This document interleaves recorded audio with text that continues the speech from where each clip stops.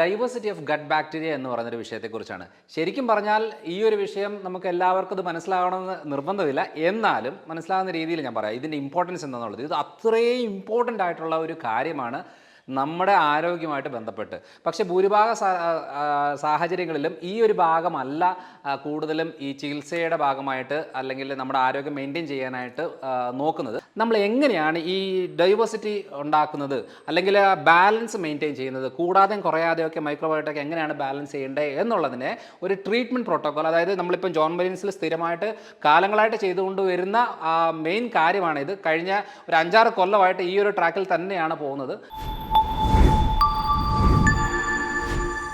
Hello everyone, I am doctor Manoj Johnson, lifestyle physician, John Marine hospital, Pala. ഇന്ന് നമ്മൾ discuss ചെയ്യാൻ പോകുന്നത് diversity of gut bacteria എന്ന് പറയുന്നൊരു വിഷയത്തെക്കുറിച്ചാണ്.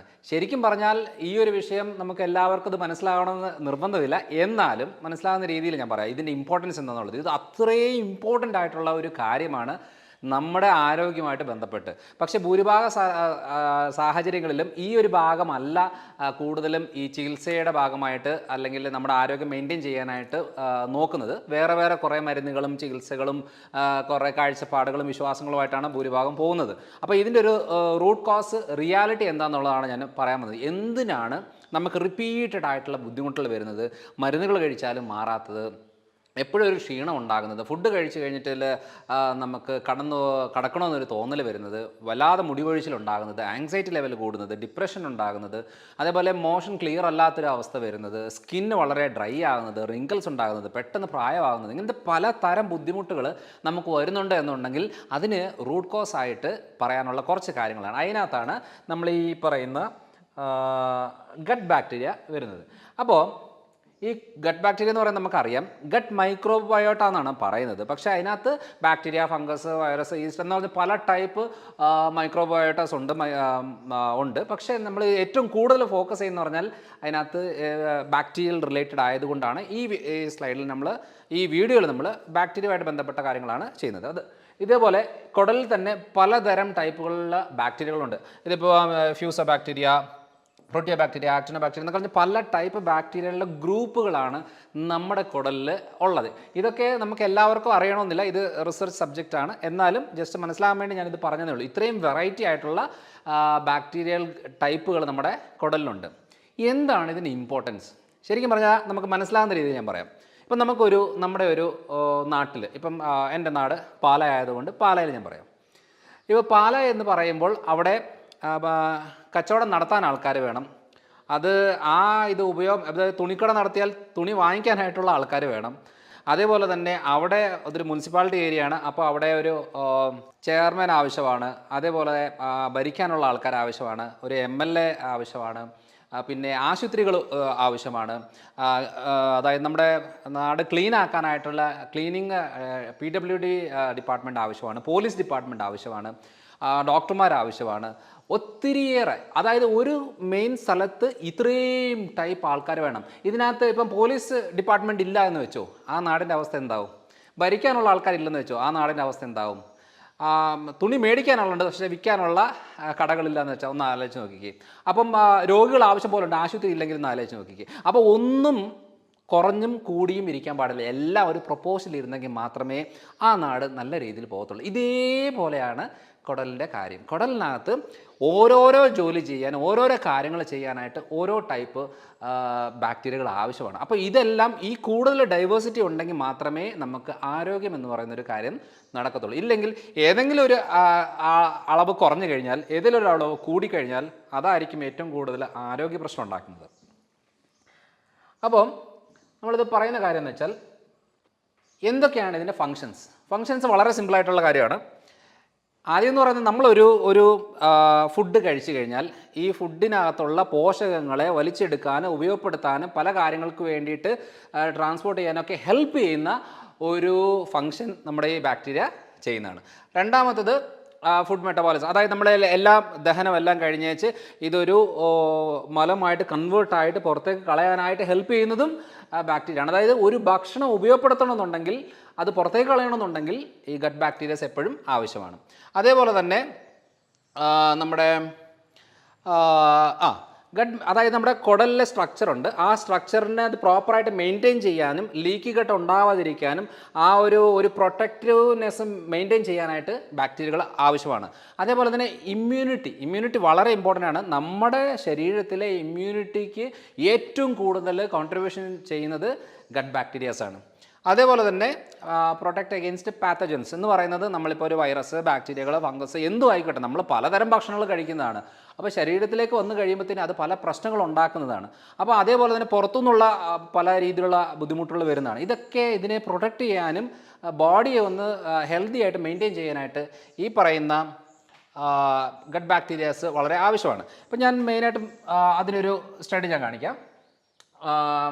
ജേർണൽ ഓഫ് ഇമ്മ്യൂണോളജി റിസർച്ചിൽ വന്ന 2019 the dynamic interplay between the gut microbiota and autoimmune diseases. ഞാൻ നേരത്തെ പറഞ്ഞു, ഒരു നാട്ടിൽ പോലീസുകാർ വേണം, ഭരിക്കാൻ ആൾക്കാർ വേണം, പണിയെടുക്കാൻ ആൾക്കാർ വേണം, മേടിക്കാൻ ആൾക്കാർ വേണം. അതേപോലെ തന്നെ പല പല പല ആൾക്കാർ കറക്റ്റായിട്ട് അളവിലുണ്ടെങ്കിൽ മാത്രമേ ആ ഒരു നാട്ടിൽ കറക്റ്റായിട്ട് രീതികൾ പോകത്തുള്ളൂ. പക്ഷേ ഈ പറയുന്ന ഗട്ട് മൈക്രോബിൽ ഇപ്പം ചികിത്സ ഇല്ല എന്ന് തന്നെ പറയാം. ഈ ഓട്ടോ ഇമ്മ്യൂൺ ഡിസോർഡേഴ്സ് ആവശ്യം പോലുണ്ട്. എന്ന് വെച്ചാൽ സ്വന്തം ശരീരത്തിലെ പ്രതിരോധ ശക്തി സ്വന്തം ശരീരത്തിലെ നല്ല കോശങ്ങളെ ഡാമേജ് ചെയ്ത് അതിൻ്റെ ഭാഗമായിട്ട് പല രീതിയിലുള്ള ആരോഗ്യ പ്രശ്നം ഉണ്ടാകുന്നു. ഫോർ എക്സാമ്പിൾ ഈ പറയുന്ന വിറ്റിലിഗോ, വെള്ളപ്പാണ്ട്, ലൈക്കൻ പ്ലാനസ്, തൈറോയിഡൈറ്റിസ് കണ്ടീഷന്, റുമറ്റോയ്ഡ് ആർത്രൈറ്റിസ്, ജോയിൻറ്റ് പെയിൻസുമായിട്ട് ബന്ധപ്പെട്ട കാര്യങ്ങൾ, ക്രോൺസ് ഡിസീസ്, അങ്ങനെ പലതരം ഓട്ടോ ഇമ്മ്യൂൺ ഡിസീസുകളുണ്ട്. ഇതിനൊക്കെ എല്ലാ ഇമ്മ്യൂണോ സപ്രസൻസോ അല്ലെങ്കിൽ സ്റ്റിറോയിഡ്സോ എടുത്തുകൊണ്ട് ഇരിക്കാം എന്നുള്ളതല്ലാതെ ഇതിനൊരു സൊല്യൂഷൻ കിട്ടുന്നില്ല. അപ്പോൾ എന്തുകൊണ്ടാണ് ഇത് ഉണ്ടാകുന്നത് എന്നുള്ള കാര്യത്തിന് ഏറ്റവും ബേസിക് ആയിട്ട് നമ്മൾ പറയുന്ന പല കാരണങ്ങളും ഒരു മെയിൻ കാരണം എന്ന് പറയുന്നത് ലീക്കി കട്ടാണ്, കുടലിലെ പ്രശ്നമാണ്. അതിലും ഈ പറയുന്ന ഗട്ട് മൈക്രോബയോട്ട ആണ് ഏറ്റവും കൂടുതൽ ഈ പറയുന്ന ഓട്ടോ ഇമ്മ്യൂണിറ്റിയൊക്കെ ഉണ്ടാക്കാനായിട്ട് ഇതിൻ്റെ അളവ് കുറയുമ്പോഴും ചിലതിൻ്റെ അളവ് കൂടുമ്പോഴും ഒക്കെ ആയിട്ടാണ്. അതായത് നല്ല ബാക്ടീരിയകൾ വേണം, ചീത്ത ബാക്ടീരിയകളും വേണം. ഇതിൻ്റെ അളവ് അങ്ങോട്ടും ഇങ്ങോട്ടും വേരിയേഷൻ വന്നാൽ അത് ശരീരത്തിന് ഡാമേജ് ഉണ്ടാക്കുന്ന എന്ന് പറയുന്നൊരു സ്റ്റഡിയാണ് ഞാനിപ്പോൾ ജസ്റ്റ് ഇത് കാണിച്ചത്. അതേപോലെ തന്നെ വേറൊരെണ്ണമാണ് നമ്മുടെ പബ്മെഡിൽ വന്നതാണ്, effect of gut microbes on nutrient absorption and energy regulation.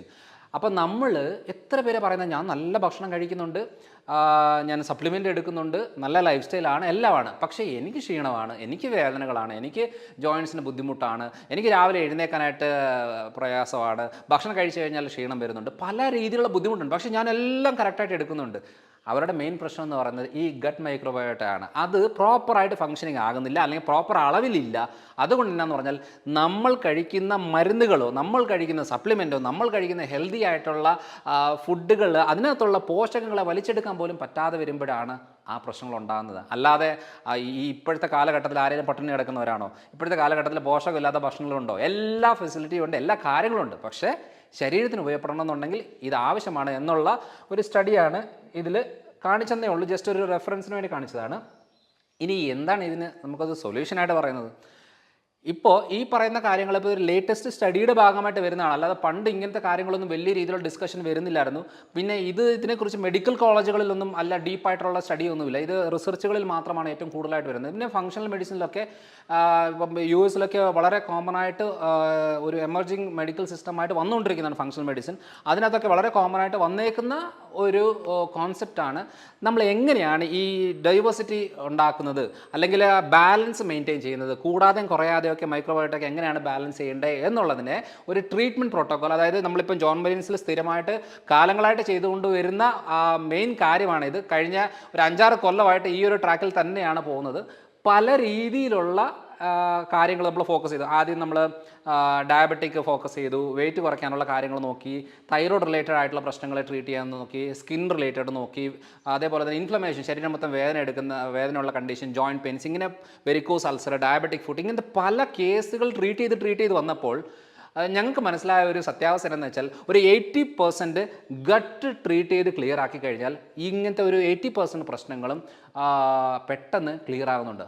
അങ്ങനെയാണ് നമ്മൾ ജോൺ മരീൻസിൻ്റെ ഒരു ട്രീറ്റ്മെൻറ്റ് പ്രോട്ടോക്കോളിൽ ഭൂരിഭാഗ കാര്യങ്ങൾ നമ്മൾ ആര് വന്നു എന്ന് പറഞ്ഞാലും അവരോട് ആദ്യം ഗട്ട് റിപ്പയർ ചെയ്യുക, ക്ലിയർ ആക്കുക, അബ്സോർപ്ഷനൊക്കെ പ്രോപ്പറാക്കുക. അങ്ങനെ വരുമ്പോഴാണ് അവരുടെ കരിയാത്ത മുറിവുകൾ കരിഞ്ഞു വരുന്നത്, മുടികൊഴിച്ചിൽ കുറയുന്നത്, താരം കുറയുന്നത്, ഉറക്കം ക്ലിയർ ആകുന്നത്, വേദനകൾ കുറയുന്നത്, അങ്ങനെ പല ചേഞ്ചസ് വരുന്നത് എപ്പോഴാണെന്ന് വെച്ചാൽ ഇങ്ങനെ ചെയ്തപ്പോഴാണ്. അപ്പോൾ അതിൻ്റെ ഭാഗമായിട്ട് നമ്മളൊരു പ്രോട്ടോക്കോൾ ചെയ്തു. ആ പ്രോട്ടോക്കോളാണ് ഈ പറയുന്ന പ്രോബയോട്ടിക്, പ്രീബയോട്ടിക്, പോസ്റ്റ് ബയോട്ടിക് എന്ന് പറയുന്നൊരു കോമ്പിനേഷനാണ്. ഇത് എന്താണ് പ്രോബയോട്ടിക്, എന്താണ് പ്രീബയോട്ടിക് എന്നുള്ളത് നമ്മൾ പല വീഡിയോകളിൽ പറഞ്ഞിട്ടുണ്ട്. എന്തായാലും റഫായിട്ട് ഞാൻ പറയാം. ഈ പറയുന്ന കുടലിലെ ഹെൽത്ത് മെയിൻറ്റെയിൻ ചെയ്യാനായിട്ട് നമുക്ക് പ്രോബയോട്ടിക്, പ്രീബയോട്ടിക് ആവശ്യമാണ്. അപ്പം പ്രോബയോട്ടിക് എന്ന് പറഞ്ഞാൽ ഹെൽത്തി ബാക്ടീരിയാസ് നമ്മളെ ഇപ്പം ഫെർമെൻറ്റഡ് ആയിട്ടുള്ള ഫുഡുകളിലും ഇതിലെല്ലാം ഉണ്ട്. അപ്പോൾ ഏതൊക്കെയാണെന്നുള്ളത് ഞാൻ പറയാം. ഇത് പ്രീബയോട്ടിക് ആണ്. അപ്പോൾ പ്രീബയോട്ടിക് എന്ന് പറഞ്ഞാൽ, പ്രോബയോട്ടിക് ഞാൻ നെക്സ്റ്റ് പറയാം. പ്രീബയോട്ടിക്കിൻ്റെ പ്രത്യേകത എന്ന് വെച്ചാൽ, ഇപ്പോൾ ശ്രദ്ധിച്ചിട്ടുണ്ടോ, നമ്മളിപ്പോൾ ഒരു അമ്മ, അതായത് ഒരു പ്രഗ്നൻ്റ് ലേഡി ഡെലിവറിക്ക് ശേഷം ഒരു അമ്മയാകുന്നു, ബ്രസ്റ്റ് മിൽക്ക് ഉണ്ടാകുന്നു. ആ ബ്രസ്റ്റ് മിൽക്ക് കുഞ്ഞിന് ഭക്ഷണമായിട്ട് കൊടുക്കുന്നു. അപ്പോൾ അറിയേണ്ട കാര്യം, ഒരു നോർമൽ ഡെലിവറി രീതിയിൽ ബർത്ത് കനാൽ വഴി, വെജനൽ കനാൽ വഴി വരുമ്പോൾ ഈ ബാക്ടീരിയകൾ ഉള്ളിലേക്ക് കയറും. ഇത് കുടലിൽ ഉണ്ട്. അതിന് വേണ്ടുന്ന ഫുഡും ആ കുടലിന് ആവശ്യമുള്ള മെയിനായിട്ട് ഫുഡായാണ് പ്രീബയോട്ടിക് എന്ന് പറഞ്ഞത്. അത് പ്രകൃതി നൽകുന്നത് എങ്ങനെയാണെന്ന് വെച്ചാൽ പാലിലൂടെ, അമ്മയുടെ മുലപ്പാലിലൂടെയാണ്. അതിനകത്ത് ആകെയുള്ള 2-3 കോമ്പിനേഷനാണ്. അതിനകത്ത് മെയിനായിട്ട് വരുന്നത് പ്രീബയോട്ടിക് ആണ്. പിന്നെ വരുന്നത് ഫാറ്റാണ്. അതായത് ഒരെണ്ണം കുടലിലേക്കുള്ള ഫുഡും ഒരെണ്ണം ബ്രെയിനിലേക്കുള്ള ഫുഡുമാണ്. കൊളസ്ട്രോൾ എപ്പോഴും, ഫാറ്റ് എപ്പോഴും ബ്രെയിനിലേക്കുള്ളൊരു ഫുഡാണ്. അപ്പോൾ ഈ 2 കാര്യങ്ങളാണ് പ്രൊട്ടക്റ്റ് ചെയ്യാനായിട്ടാണ് ബോഡി, നേച്ചർ ഓൾറെഡി ഇങ്ങനൊരു രീതിയിലേക്ക് ആക്കി വെച്ചേക്കുന്നത്. അത് ആ സമയത്ത് പിന്നെ ഒരു 2-2.5 വയസ്സൊക്കെ കഴിയുമ്പോഴത്തേന് പിന്നെ ആ ഒരു ബ്രസ്റ്റ് മിൽക്ക് കാര്യങ്ങളൊക്കെ മാറി നോർമൽ ഡയറ്റിലേക്ക് വന്ന് പിന്നെ വരുമ്പോൾ പിന്നെ നമുക്ക് എവിടെയാണ് പ്രീബയോട്ടിക് ഉള്ളത്? അത് നമ്മൾ അറിയേണ്ട കാര്യം, ഏറ്റവും കൂടുതൽ ഈ വഴുവഴുപ്പുള്ള ഭക്ഷണ സാധനങ്ങളിലൊക്കെ പ്രീബയോട്ടിക് ഉണ്ട്. നിങ്ങൾ ശ്രദ്ധിച്ചിട്ടില്ലേ? വെണ്ടയ്ക്കൊക്കെ ഇത് വഴുവഴുപ്പുണ്ട്.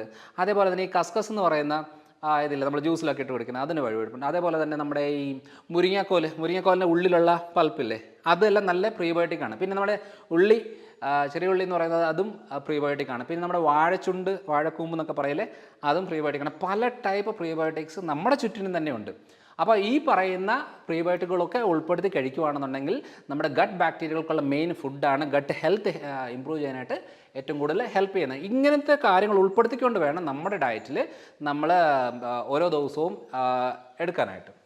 ഇനിയുള്ള കാര്യം എന്ന് പറയുന്നത് പ്രോബയോട്ടിക് നമുക്ക് എല്ലാവർക്കും അറിയാം. ഫെർമെൻറ്റ് ചെയ്തത്, പുളിപ്പിച്ചെടുക്കുന്ന എല്ലാ ഇതിലും പ്രോബയോട്ടിക് ഉണ്ട്. പക്ഷേ അച്ചാർ എന്ന് പറയുന്നത് ഒരു ഫെർമെൻറ്റ് ചെയ്യുന്നതാണ്. എന്നാലും അതൊരു ഹെൽത്തി ആയിട്ട് നമുക്ക് പറയാൻ പറ്റത്തില്ല. കാരണം അതിനകത്ത് ഹൈ സോൾട്ടും കൂടെ അടങ്ങിയത് കൊണ്ട് അതത്ര ഹെൽത്തി അല്ല. എന്നാലും കുറച്ച് കഴിക്കുന്നതുകൊണ്ട് വലിയ കുഴപ്പമില്ല. പിന്നെ കിംചി എന്നൊക്കെ പറയും. അതേപോലെ തന്നെ നമ്മുടെ ഏതെങ്കിലും, ഇപ്പം ഫോർ എക്സാമ്പിൾ നമ്മളിപ്പോൾ ഒരു എന്താ പറയുക, വിനാഗിരിയിൽ ഇട്ട് വെക്കുന്ന സംഭവങ്ങളാണെങ്കിലും ഓക്കെയാണ്. ഈ ക്യാരറ്റും കാര്യങ്ങളെല്ലാം വെച്ചിട്ട് ഫെർമെൻറ്റ് ചെയ്തെടുക്കുന്നത് നല്ലൊരു ഓപ്ഷനാണ്. പിന്നെ ഞാനൊരു വീഡിയോയിൽ പറഞ്ഞിട്ടുണ്ട്, ഈ ശർക്കരയും അലോവേറയും കോമ്പിനേഷനായിട്ട് 7 ദിവസത്തിൽ വെക്കുന്ന ആ ഒരു മെത്തേഡ് ഞാൻ രണ്ടാമത് റിപ്പീറ്റ് ചെയ്യുന്നില്ല. അത് ഓൾറെഡി വീഡിയോ ആയിട്ട് ഉള്ളത് കൊണ്ട് റിപ്പീറ്റ് ചെയ്യുന്നില്ല. ഇങ്ങനത്തെ പല കാര്യം, അതായത് ദോശ, ഇഡ്ഡലി എല്ലാം ഫെർമെൻറ്റഡ് ആണ്. അപ്പോൾ ഈ ഫെർമെൻറ്റഡ് ആയിട്ടുള്ള ഭക്ഷണങ്ങളിലെല്ലാം പ്രോബയോട്ടിക് ഉണ്ട്. അത് നമ്മുടെ പിന്നെ ഈ പഴങ്കഞ്ഞി വളരെ നല്ലൊരു ഓപ്ഷനാണ്.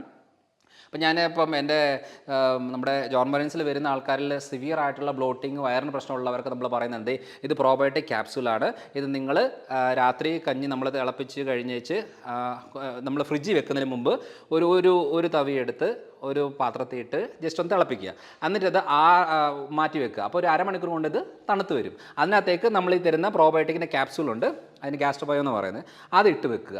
എന്നിട്ട് ഇത് നേരെ പിറ്റേ ദിവസം രാവിലെ ബ്രേക്ക്ഫാസ്റ്റ് എന്ന രീതിയിൽ ഇതും കുറച്ച് തോരനായിട്ടോ വെജിറ്റബിൾസോ അല്ലെങ്കിൽ എന്തെങ്കിലും ചേർത്തുകൊണ്ട് ഇത് ഇത് മരുന്നായിട്ട് തന്നെ ഇത് കഴിക്കുക. ഇതേപോലെ തന്നെ വൈകുന്നേരം, രാവിലെയും വൈകിട്ട് ഇങ്ങനൊരു കാര്യം ഒരു 5 ദിവസം ചെയ്യുമ്പോൾ തന്നെ കുടലിലുള്ള ഒത്തിരിയേറെ കണ്ടീഷൻസ് നമുക്ക് ക്ലിയർ ആക്കി എടുക്കാൻ പറ്റും. അതാണ് നമ്മൾ മെയിനായിട്ടും ഉദ്ദേശിക്കുന്നത്.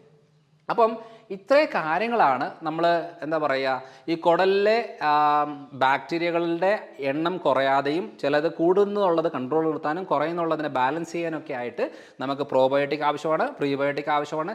ഹെൽത്തി ഡയറ്റിനകത്ത് മെയിനായിട്ട് നമ്മൾ കുടലിലെ ഡാമേജ് ചെയ്യുന്ന ഫുഡിനകത്ത് പാല് വളരെ ഡാമേജ് ചെയ്യുന്നൊരു ഫുഡാണ്. അതേപോലെ തന്നെ ഗ്ലൂട്ടൻ റിലേറ്റഡ് ആയിട്ടുള്ള, അതായത് ഗോതമ്പ്, മൈദ, നോർമൽ ഇൻസ്റ്റൻറ്റ് ഓട്സുകളൊക്കെ റിച്ച് ഗ്ലൂട്ടനാണ്. ആ ഗ്ലൂട്ടൻ നമുക്ക് കുടലിൽ നല്ല ഡാമേജ് ഉണ്ടാക്കും. അപ്പം അങ്ങനത്തെ ചില കാര്യങ്ങളൊക്കെ മാറ്റി വെച്ചുകൊണ്ട് വേണം നമുക്ക് ഈ ഒരു കാര്യം എടുത്ത് ക്ലിയർ ആക്കി പിന്നെ നമുക്ക് നോർമൽ ഡയറ്റിലേക്ക് വരുവാണെങ്കിൽ വലിയ കുഴപ്പങ്ങൾ ഉണ്ടാകത്തില്ല. അപ്പം പലതരം പ്രശ്നങ്ങൾക്ക് നമുക്ക് വീട്ടിലിരുന്ന് തന്നെ സൊല്യൂഷൻ കണ്ടെത്താൻ സാധിക്കും. അപ്പോൾ അടുത്ത തവണ അടുത്തൊരു വീഡിയോ ആയിട്ട് വരാം. ബൈ.